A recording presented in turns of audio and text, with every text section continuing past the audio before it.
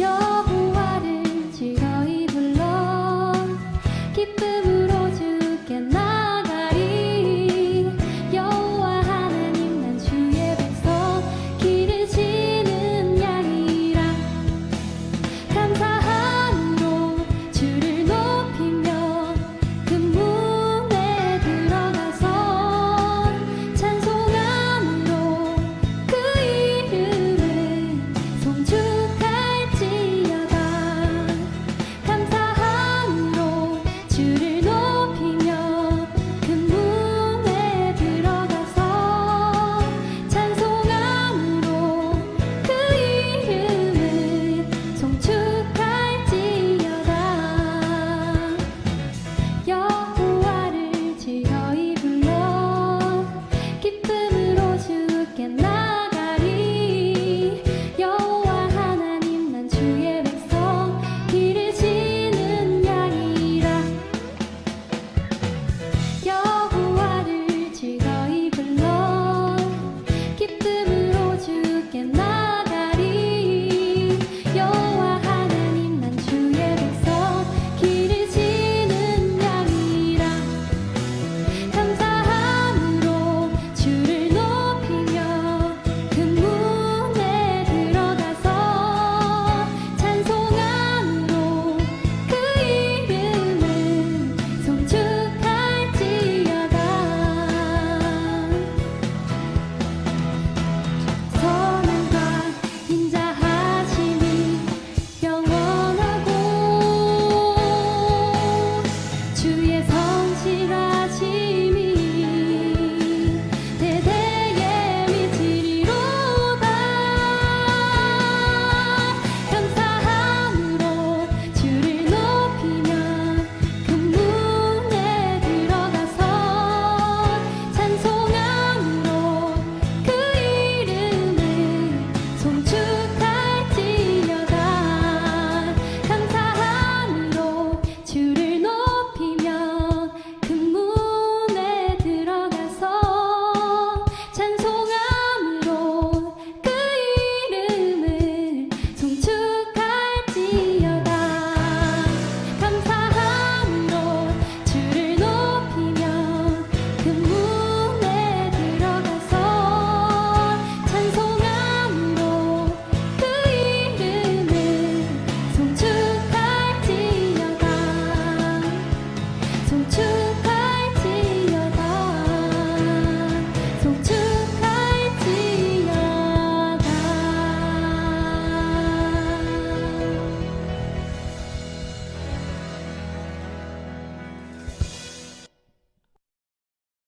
일어나셔서 찬송 151장을 부르면서 예배에 임하겠습니다.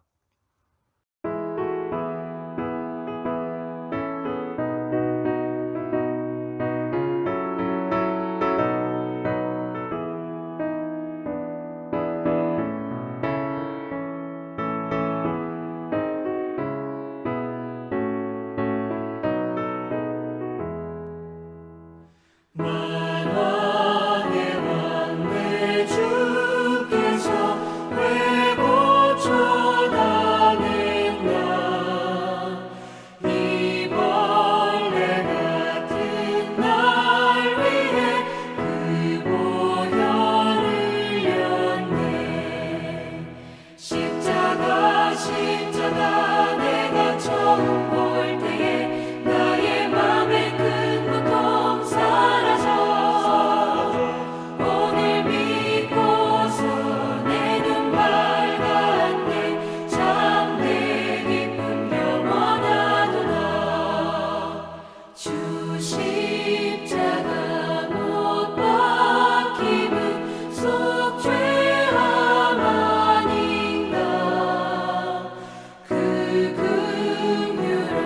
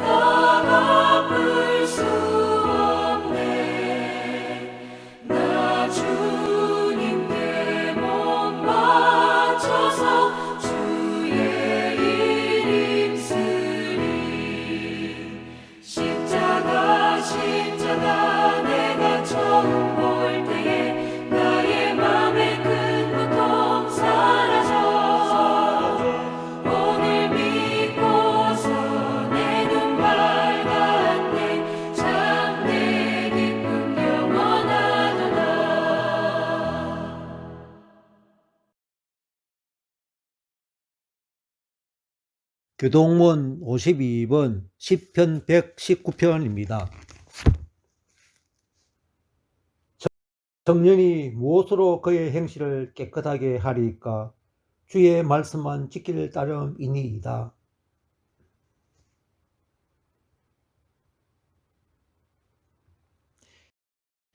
내가 주께 범죄하지 아니하려 하여 주의 말씀을 내 마음에 두었나이다.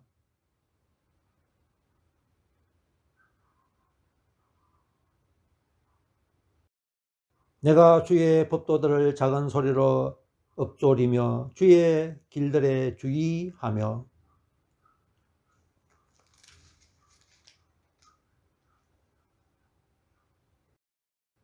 주의 법이 나의 즐거움이 되지 아니하였더라면 내가 내 고난 중에 멸망하였으리이다.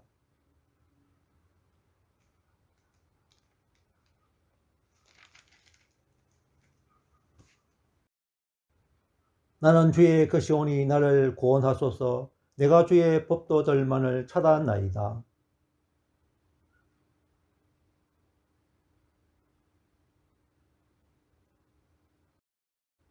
내가 보니 모든 완전한 것이 다 끝이 있어도 주의 계명들을 심히 넓혀니이다.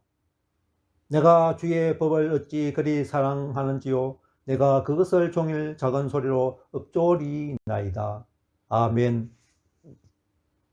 찬송가 251장을 부르신 후에 윤정대 근사님께서 대표 기도해 주시겠습니다.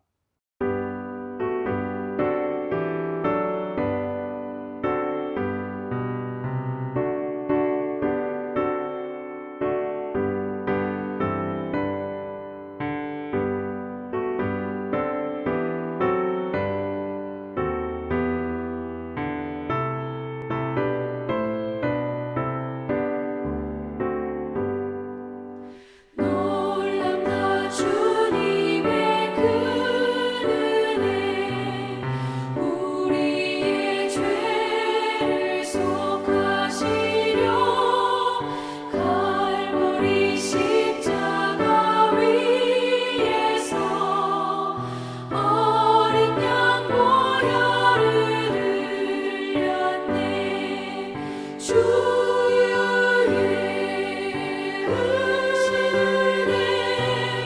우리의 죄를 다 씻었네.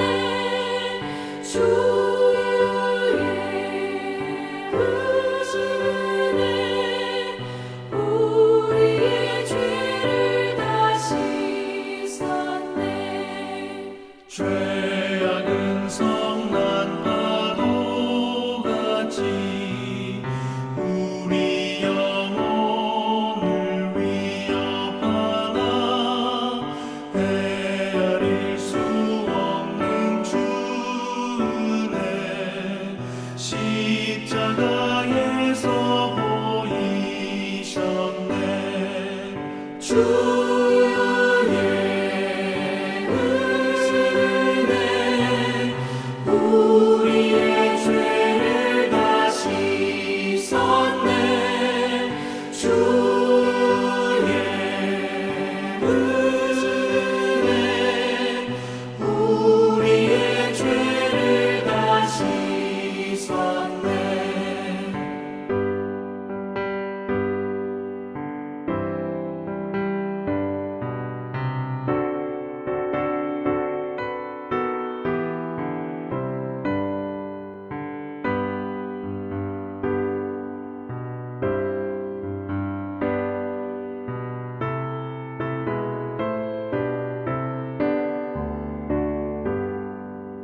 죄악에 물든 영혼들을 주께서 피로 씻으시네. 지금도 흐르는 그 피에 눈보다 더 희게 씻으라. 주의 은혜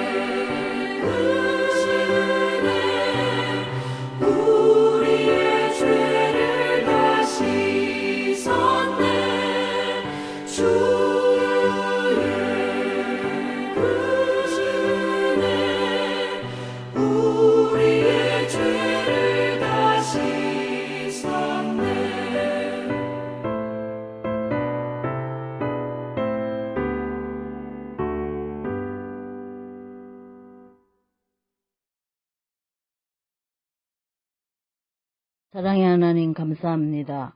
어렵고 힘든 상황 속에서도 주님께 경배와 찬양 드릴 수 있는 특권을 주셨음에 감사드립니다. 저희들의 삶을 주관하시고 고난 중에 주님을 바라보며 소망을 품게 하시고 세상과는 구별하여 살아갈 수 있는 힘을 주심에 감사드립니다. 이 시간 믿음찬 성도들의 마음을 모아 주님께로 향하게 하시고 저희들을 향한 주님의 크신 뜻을 이루어드리는 은혜를 주시옵소서. 무엇보다 시급한 것은 목자 없는 양같이 담임 목사님을 모시지 못하고 이 목사님 저 목사님의 말씀을 들으며 어느덧 4개월이라는 시간을 보냈습니다. 저희들의 형편과 처지를 돌아보시고 불쌍히 여겨 주시옵소서. 합력하여 선을 이루고 하나님의 온전하신 뜻을 이룰 수 있도록 담임 목사님을 세워 주시옵소서. 주님의 몸된 이 교회가 하나님의 뜻으로 다스려지는 은혜가 있게 하여 주시옵소서.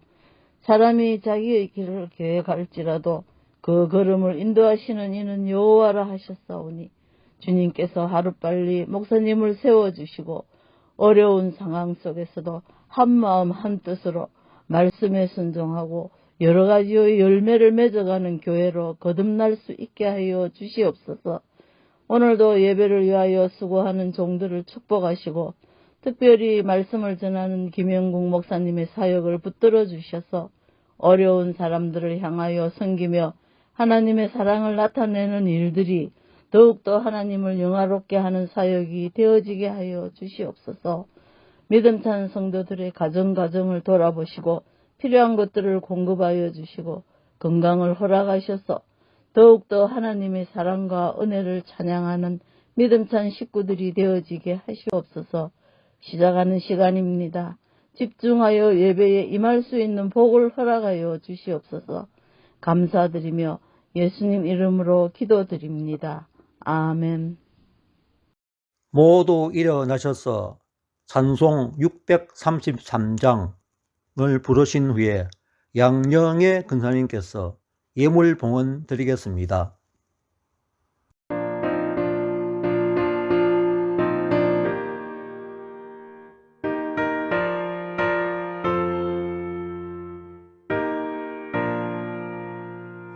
나의 하나님 받으소서. 주께 드리는 이 예물을 소리 높여 감사로 주께 드리네. 아멘.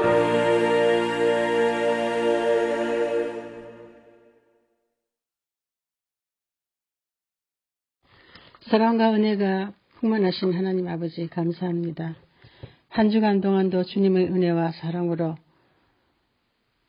풍족하게 살아올 수 있음을 감사드립니다. 오늘은 주님의 날, 저희 성도들이 함께 모여 예배드리며 주님을 찬양합니다. 이 시간에는 주님께서 저희들에게 허락하신 물질 중에 일부를 주님께 드립니다. 늘 성령 안에 거하게 하시어 저희들이 주님의 것을 아낌없이 주님께 드릴 수 있는 믿음찬 생활이 될 수 있도록 은혜 베풀어 주시옵소서. 헌금이 쓰이는 곳마다 주님의 영광이 나타나게 하여 주시옵시고 믿음찬 교회가 날로 하나님 앞에 영광 돌릴 수 있는 귀하고 복된 예배당이 되기에 하나님 축복하여 주시옵소서. 우리들의 삶을 늘 동행하시고 함께 하시는 주님께 감사드리며 예수님 이름으로 감사하며 기도하였습니다. 아멘. 말씀 고백. 이것은 하나님의 말씀 성경입니다. 이게서 하나님이 만나 주십니다. 이게서 내가 누구인지 알려주십니다. 이게서 하나님의 사랑과 그리스도의 은혜와 성령의 교통하심이 나를 충만케 하십니다. 오직 믿음으로 됩니다. 아멘. 사도행정 10장 9절에서 16절까지 함께 읽고 너가 속되다 하지 말라는 제목으로 김영국 목사님께서 말씀 전하실 때 많은 은혜 받으시기 바랍니다. 함께 읽겠습니다. 이튿날 그들이 길을 가다가 그 성에 가까이 갔을 그때에 베드로가 기도하려고 지붕에 올라가니 그 시각은 제6시더라. 그가 시장하여 먹고자 하며 사람들이 준비할 때에 황혼한 중에 하늘이 열리며 한 그릇이 내려오는 것을 보니 큰 보자기 같고 네 길을 메어 땅에 들이웠더라. 그 안에는 땅에 있는 각종 네 발 가진 짐승과 기는 것과 공중에 나는 것들이 있더라. 또 소리가 있으되 베드로야 일어나 잡아 먹으라 하거늘 베드로가 이르되 주여 그럴 수 없나이다. 속되고 깨끗하지 아니한 것을 내가 결코 먹지 아니하였나이다 한데 또 두 번째 소리가 있으되 하나님께서 깨끗하게 하신 것을 내가 속되다 하지 말라 하더라. 이런 일이 3번 있은 후 그 그릇이 곧 하늘로 올려져 가니라. 아멘.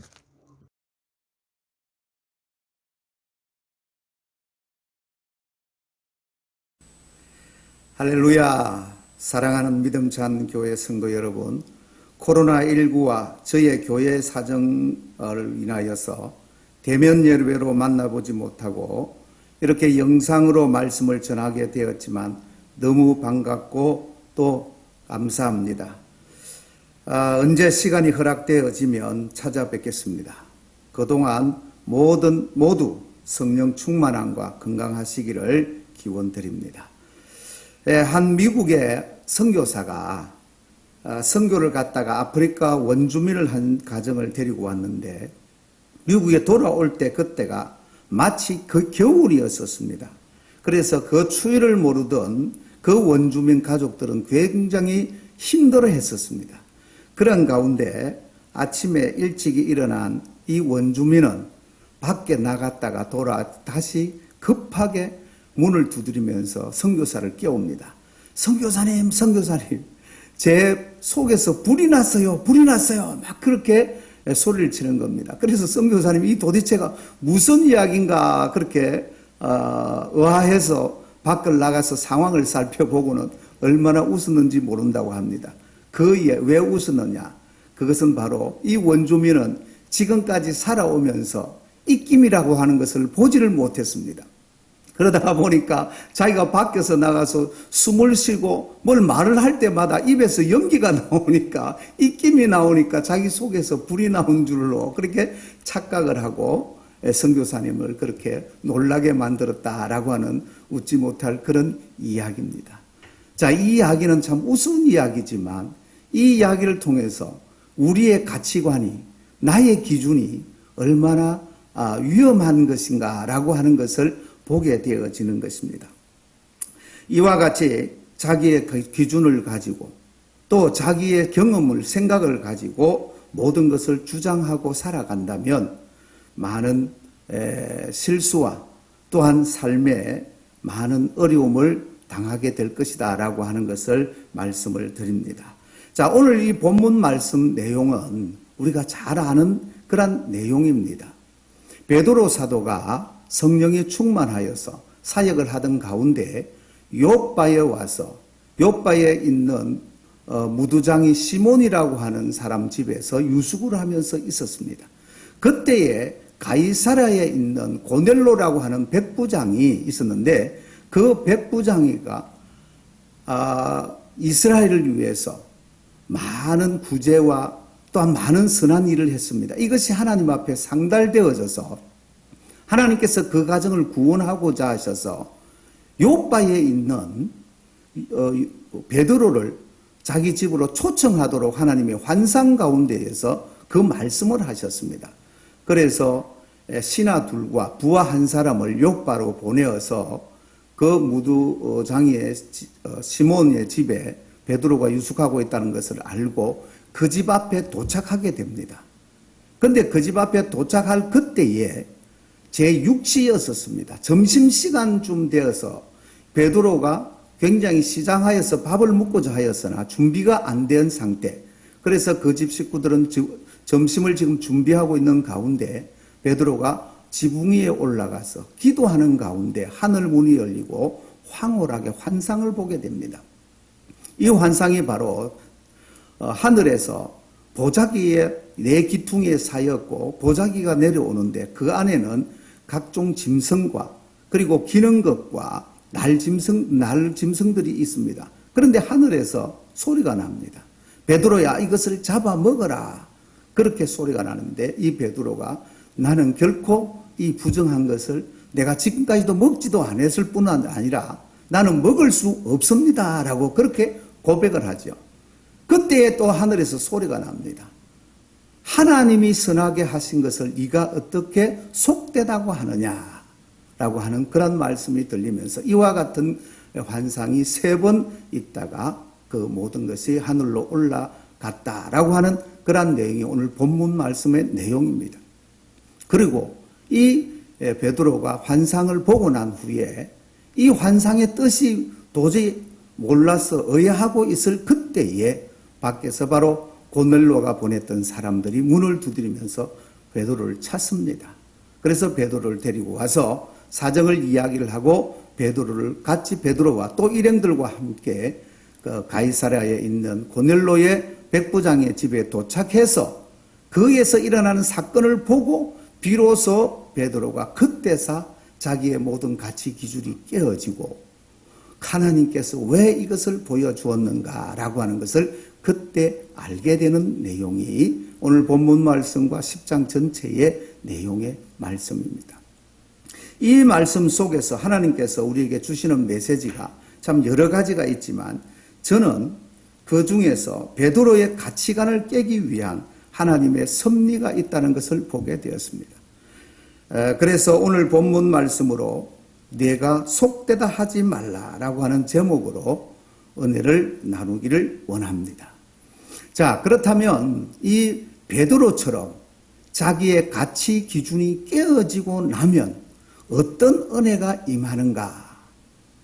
그것이 바로 첫 번째는 남을 판단하지 않게 되어집니다.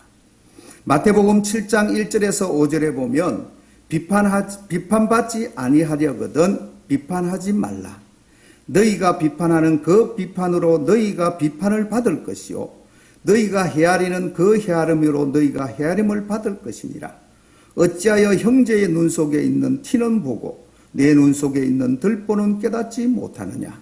보라, 내 눈 속에 들보가 있는데 어찌하여 형제에게 말하기를 나로 내 눈 속에 있는 티를 빼게 하라 하겠느냐. 외식하는 자여, 먼저 내 눈 속에서 들보를 빼어라.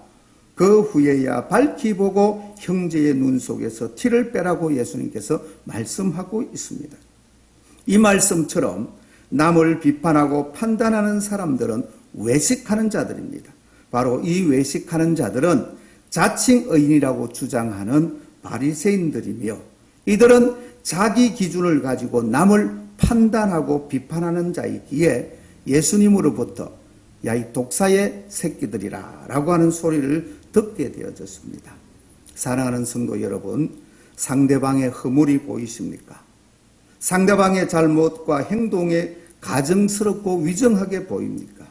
미안하지만 우리 예수님께서는 이 모든 죄 때문에 골고다 저 언덕 십자가 위에서 피 한 방울 물 한 방울 아낌없이 흘려주셔서 그 모든 죄를 용서해 주셨습니다. 그런데 왜 우리는 예수님께서 피 흘려 사신 형제와 내 이웃을 비판하며 판단하며 책할 수가 있겠습니까? 우리는 때로는 하나님이 만드신 자연 만물을 보면서 정말 멋지다, 아름답다 라고 그렇게 감탄들을 합니다. 그런데 하나님께서 만드신 걸작품인 나의 형제요 나의 지체이며 내 옆에 있는 자들을 보면서 감격도 기쁨도 감사가 없고 오히려 그들의 허물과 잘못만 그렇게 보입니까? 이는 아직 내 눈 속에 남을 비판하는 들보가 있다는 증거입니다. 그러므로 내 눈에 가려져 있는 들보를 벗겨달라고 하나님 앞에 간구해야 될 줄로 믿습니다. 그래야 할 때에 하나님께서는 우리를 불쌍히 여기실 줄 믿습니다. 그렇지 않고는 그 들보 때문에 착각하기 쉽습니다. 제가 참 좋아하는 복음성가 가수 중에서 다윗과 요나단이라고 하는 그 팀이 있는데 그 중에 노래 중에 안경 하나 주세요라고 하는 곡이 있습니다. 그 가사가 바로 안경 하나 주세요. 안경을 내 눈에는 미움 근심 어둠이 가시지 않네요. 원수 사랑 정말 정말 어려워요. 이것이 모두 귀찮고 피곤할 뿐이에요. 세상 사람 모두가 하나님처럼 보이는 그런 눈을 갖고 싶다라고 하는 그런 고백의 찬양입니다. 근데 제가 이 찬양을 널노래 2 드럼 주자였던 박연도 집사님과 함께 집회를 마치고 돌아오는 가운데 차 속에서 처음에 이 곡을 접하게 되었습니다. 근데 그 찬양을 듣는데 얼마나 감격스럽고 눈물이 나는지 모릅니다. 그래서 또 듣고 또 들으면서 차 안에서 하나님 앞에 회개를 하게 되었습니다. 왜냐? 내가 그런 눈을 가지고 있는 자인데도 불구하고 그것을 위해서 하나님 앞에 기도하지도 아니했을 뿐 아니라 그 눈 그대로를 가지고 사물을 보게 되었고 남을 헤아리고 비판하는 그러한 자였다라고 하는 생각 때문에 그렇게 하나님께서 그 찬양을 통해서 제 눈 속에 들보가 있음을 하나님이 깨닫게 해주었던 사건이 있었습니다. 이처럼 우리의 눈에 들보가 있을 때, 즉 아직까지 나의 가치 기준이 깨어지지 아니할 때는 남을 보는 그런 모든 눈들이 이와 같은 잘못된 그런 판단을 하게 되어진다라고 하는 사실입니다. 바로 이런 눈을 가진 자들을 성경에서 많이 예를 들어서 말씀을 하고 있습니다. 그 중에 바로 욥의 세 친구들입니다. 욥의 세 친구들은 욥이 모든 가정이 무너지고 또 몸에 병들었다는 소리를 듣고 욥을 찾아왔었습니다. 얼마나 욥이 그 몰골이 흉악하고 했었으면 멀리서 보고 가까이 오지를 못하고 있다가 시간이 흘러서 욥에게 찾아와서 욥을 위로한다 삼치고 그들이 자기 가치 기준을 가지고 욥을 판단하면서 이 말 저 말로 오히려 욥을 더 힘들게 만들었던 그 사건을 보게 됩니다. 이것이 바로 욥의 친구들이 가지고 있는 자기들이 가지고 있는 그 기준이요 또한 자기들이 가지고 있는 신앙관이었을 것입니다. 그래서 그 욥을 위로하기보다는 자기 가치 기준에 만들어 열려고 오히려 욥을 더 힘들게 만들었다라고 하는 것을 볼 수가 있습니다. 그리고 또 아브람 역시 마찬가지였습니다. 소돔 고모라 성을 하나님께서 천사를 통해서 아브람에게 나타나셔서 저것을 내가 불로 유황불로 멸하겠다고 하나님께서 말씀하실 때에 그 아브람은 하나님 앞에 그렇게 고백을 했습니다. 하나님, 어찌 의인과 악인을 함께 멸하려고 하십니까? 이란 뜻으로 하나님 앞에 몇 번을 하나님 앞에 반복하여서 질문하고 부탁하는 그런 내용을 잘 알 것입니다. 이것은 바로 한치 앞도 내다보지 못하면서 감히 우주 만물을 창조하시고 주관하실 뿐 아니라 역사의 수레바퀴를 움직이시며 영원을 다스리는 하나님을 판단하는 행위일 것입니다. 오늘 우리가 지금 그러하지 않고 있습니까? 나의 기준 가치가 오히려 하나님의 뜻을 저버리고 하나님이 일하시는 그 모든 것들을 오히려 내 생각 속에 가두어 놓지는 않고 있습니까? 이것이 깨어지지 않는다면 계속해서 우리는 하나님을 그렇게 바라볼 수밖에 없는 그런 존재가 되어질 것입니다. 그래서 이것을 깨달았던 사도 바울은 로마서 9장 20절에 이 사람아 내가 누구기에 감히 하나님을 반문하느냐 지음을 받은 물건이 지은 자에게 어찌 나를 이같이 만드느냐 말하겠느냐라고 그렇게 외쳤었습니다. 사랑하는 성도 여러분, 이제 우리도 내 판단 기준을 깨어버리시길 바랍니다. 내 눈에 들보 안경을 벗으시기를 바랍니다. 그리하여 하나님께서 깨끗하게 하신 것을 내가 속되다 하지 말고 오직 예수 그리스도를 기준하여서 판단하시고 행하시어서 하나님의 일을 이루어 나가시는 귀한 우리 믿음찬 성도와 제가 되기를 간절히 예수 그리스도를 받들어 축원드립니다. 자, 이제 두 번째로는 우리의 판단 가치 기준이 깨어지면 우리에게 임하는 두 번째 은혜는 바로 하나님의 절대 주권을 인정하게 되는 것입니다. 봅시다. 베드로처럼 처음에는 베드로가 자기의 판단 기준 때문에 하나님께서 보여주신 그 환상을 자기의 가치 기준으로 보았기 때문에 14절에 보면 주여 그럴 수 없나이다. 속되고 깨끗하지 않은 것을 내가 결코 먹지 아니하겠나이라고 그렇게 그런 고백을 하고 있었습니다. 왜냐? 이 사도 베드로는 한 성령을 받고 사역을 하고 있으면서도 자기가 가지고 있던 신앙관들이 가치 기준이 있었습니다. 이방인에게는 상관을 하지, 이방인과는 상관하는 것이 아직까지 그들은 법으로 정해진 장로법, 그 유대인들의 법을 따라 그도 그렇게 가지고 있었습니다. 그런 생각을 가지고 있었습니다.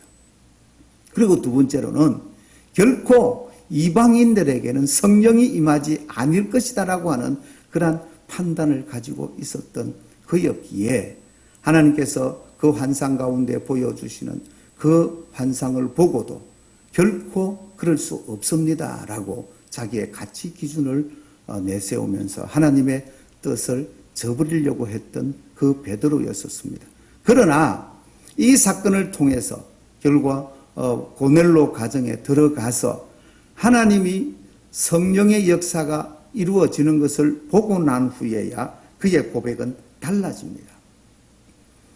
사도행전 10장 34절에서 35절에 베드로가 입을 열어 말하되 내가 참으로 하나님은 사람을 외모로 보지 아니하시고 각 나라 중 하나님을 경외하며 의로 행하는 사람은 다 받으시는 줄을 깨달았도다라고 그렇게 고백을 했습니다. 바로 하나님의 절대 주권을 인정한다는 것입니다. 성도 여러분, 성경에 나타난 하나님의 사람들은 모두 다 하나님의 절대 주권을 인정하였다는 사실입니다. 히브리서 11장은 믿음장인데 히브리서 11장에 나타난 모든 자들을 살펴보면 그들은 자기의 가치 기준으로 하나님을 바라보지 아니하고 오직 하나님의 절대 주권 앞에 그들은 굴복하는 믿음의 사람들이었다라고 하는 것을 볼 수가 있는데 그 중에 특히 요셉을 살펴보면 요셉이 그렇게 했었습니다. 요셉이 처음에는 그가 어땠느냐 하면 그 감옥에 갇혔을 때에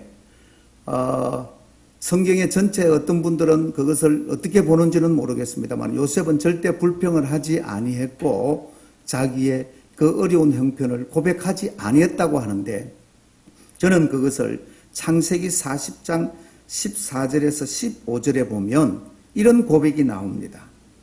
그 고백을 하게 된 것은 바로 자기의 꿈 해몽으로 술 빚는 관원장이 이제 감옥에서 바로 왕 앞으로 불림을 받고 나가게 되는 바로 그 시점에 그가 부탁을 합니다.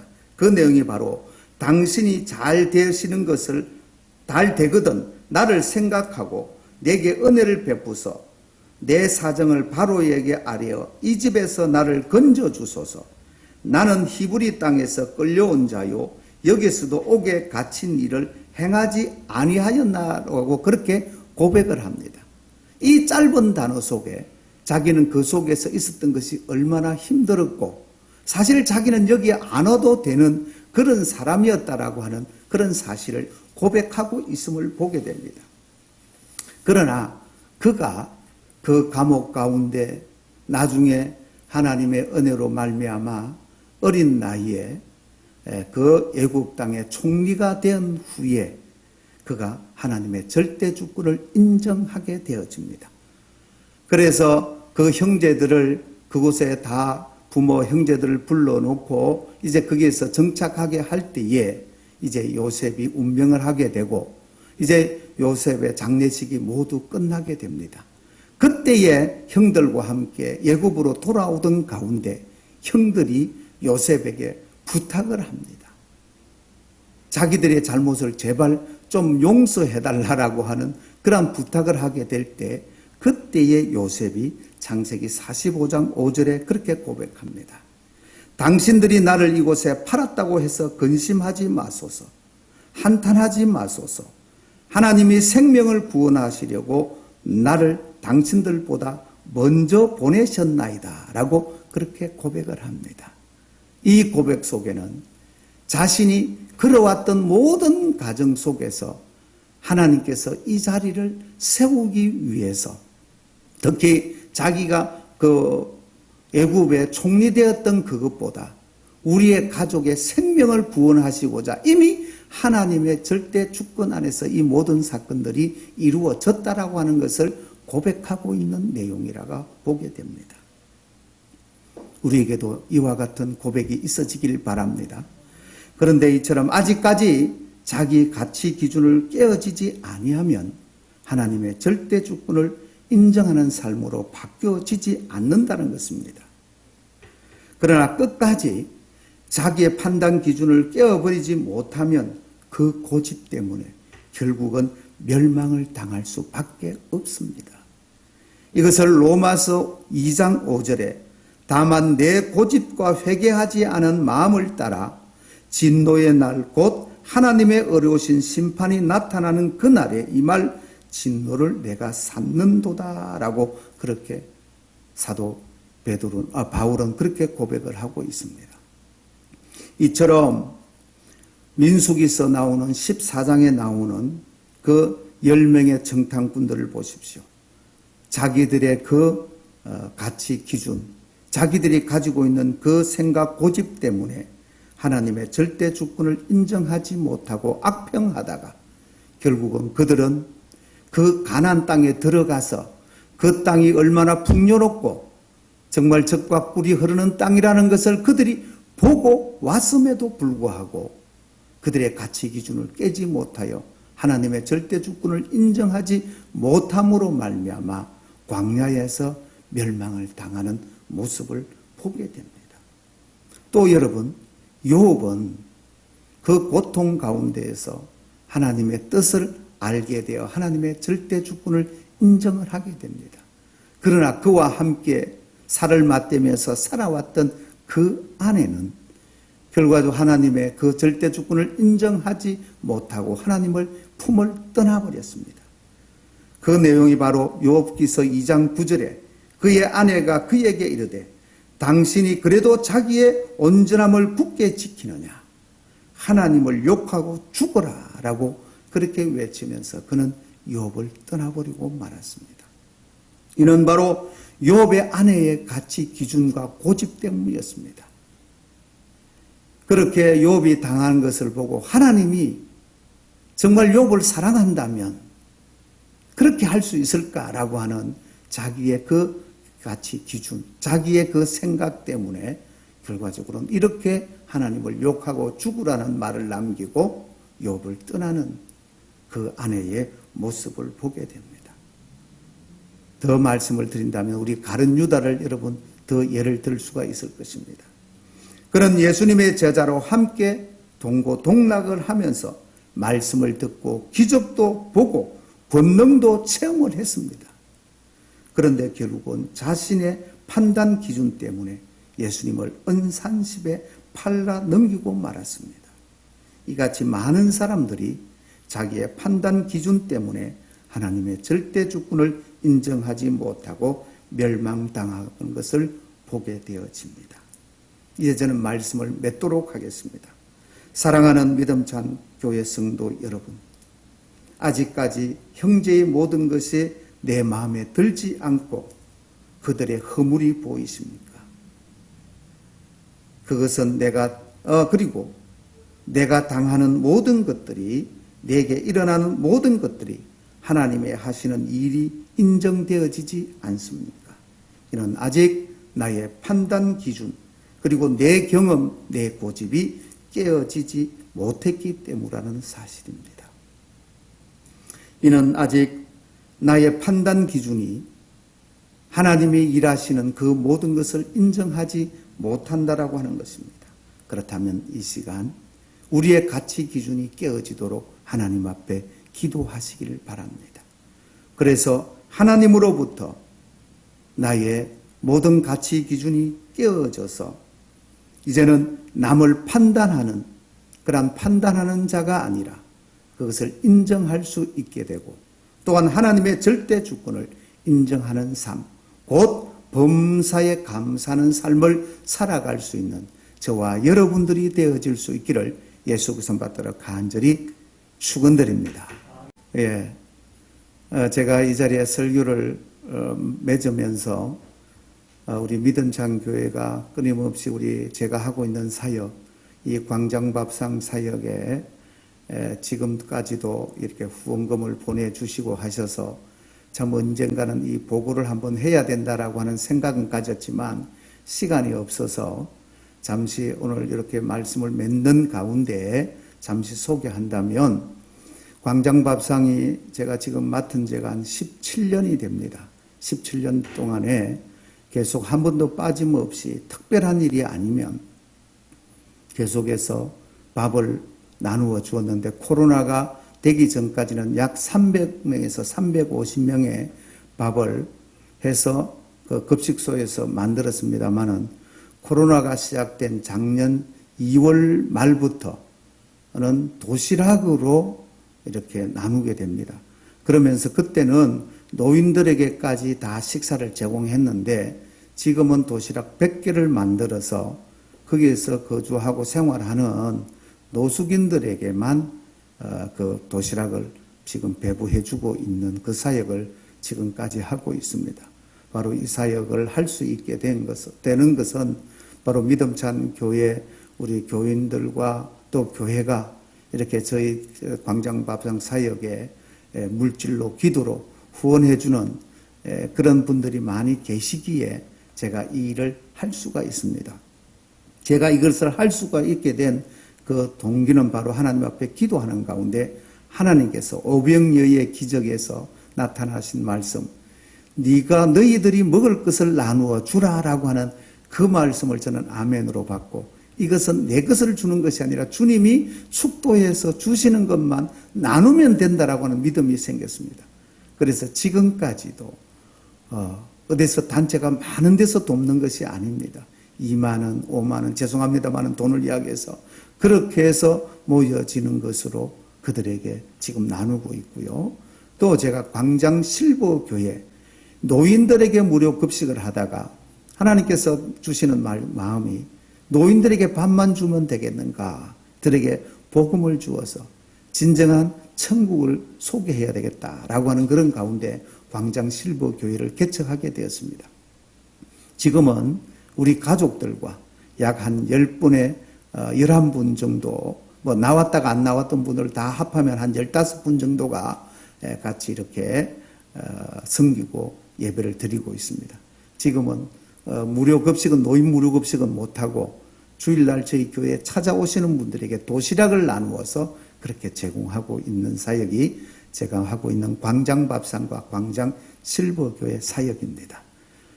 또 앞으로도 저희 광장밥상이 또 저희 교회가 생각나면 기도해 주시고 또 지금까지 또 해 주신 것처럼 계속 해 주신다면 더욱더 저희 사역에 힘이 되고 또 원동력이 될 줄로 믿습니다. 감사합니다. 이제는 우리 주 예수 그리스도의 은혜와 아버지 하나님의 극진하신 사랑과 성령님의 감화 감동 역사 교통하심이 오늘도 말씀을 듣고 내가 속되다 하지 말라라고 하는 이 말씀에 순종하기를 원하는 이 자리에 머리 숙인 사랑하는 믿음찬 교회 성도 머리 위에와 심령 위에와 하시는 모든 일들과 이 교회 위에 이제부터 영원토록 함께 계실지어다. 아멘. 교회 소식입니다. 주님의 위대하심을 찬양드리며 예배드리는 우리를 기뻐하심에 감사드립니다. 오늘 말씀으로 성해 주신 김영국 목사님께 감사를 드립니다. 다음 주는 11시 대면으로 한 번에 예배를 드리겠습니다. 금요 기도회는 계속해서 비대면으로 각 가정에서 유튜브 동영상으로 기도회를 하시기 바랍니다. 하나님께서 좋은 목사님을 우리에게 보내주셔서 토요일 어제 두 분 장로와 이강민 안수 지사님 함께 만나 뵙고 왔습니다. 주일 예배 후 중지 모임을 갖겠습니다. 아래 이규원 목사님 소개입니다. 감사합니다.